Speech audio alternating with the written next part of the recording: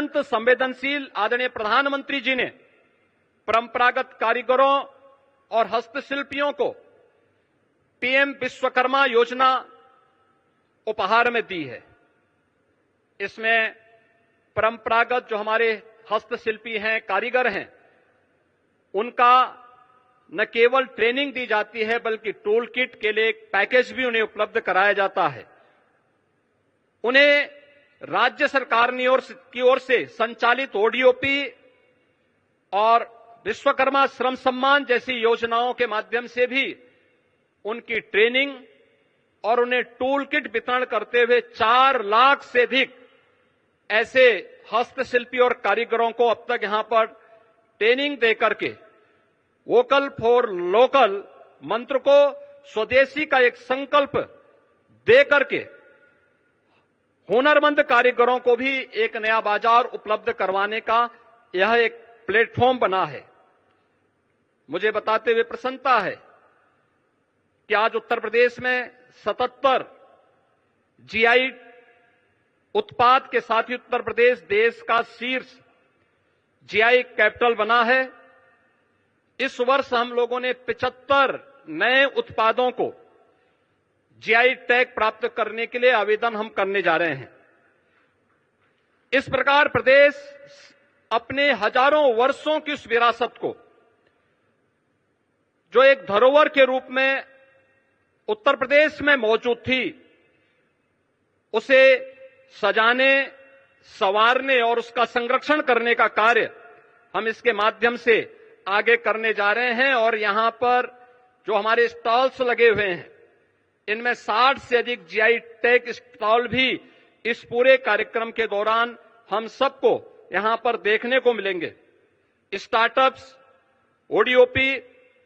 हमारे उभरते हुए जो एक्सपोर्टर्स हैं, महिला उद्यमी, नए उद्यमी, हस्तशिल्पी, आईटी, इलेक्ट्रॉनिक्स, कृषि, खाद्य प्रसंस्करण, कौशल विकास, महिला स्वयंसेवी समूह, वन और पर्यावरण विभाग के अपने विभिन्न उत्पाद भी और उनके द्वारा किए गए प्रयास भी इस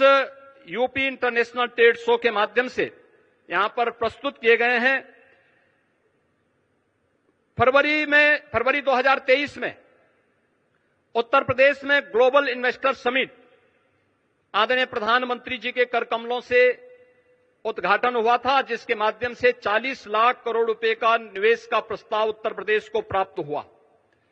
और मुझे बताते हुए प्रसन्नता है कि इनमें से 12 लाख करोड़ से ऊपर के प्रस्ताव अब तक जमीनी धरातल पर उतर करके कुछ प्रस्तावों में,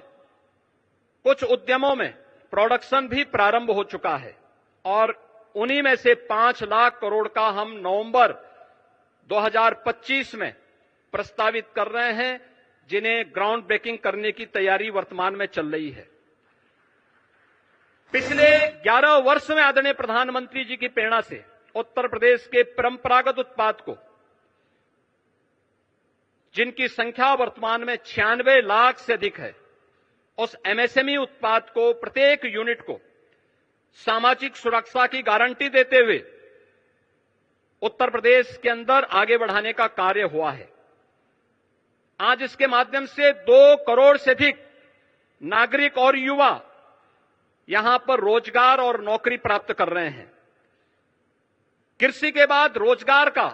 उत्तर प्रदेश के अंदर ये सर्वाधिक बड़ा केंद्र बना है और ये आत्मनिर्भर भारत के निर्माण में इस सेक्टर की एक बड़ी भूमिका है।